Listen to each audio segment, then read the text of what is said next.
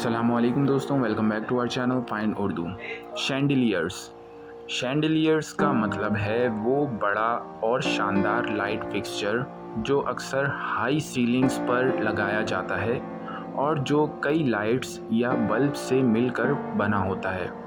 शैंडिलियर्स अक्सर शानदार और डेकोरेटिव होते हैं जिन्हें होटल्स, प्लेसेस और लार्ज हॉल्स में लगाया जाता है ताकि एक रॉयल या ग्रैंड एम्बियंस क्रिएट हो।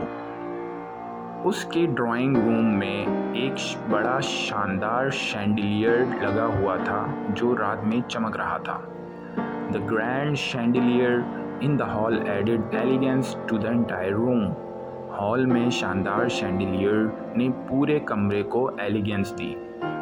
शैंडिलियर्स का मतलब है बड़ा और फैंसी लाइट फिक्सचर जो एक ग्रैंड और लग्जीरियस फील के लिए यूज़ होता है। तो दोस्तों, ये था शैंडिलियर्स लफ्ज़ का मतलब। उम्मीद है अब आपको समझ में आ गया होगा। मिलता है नेक्स्ट वीडियो में। शुक्रिया।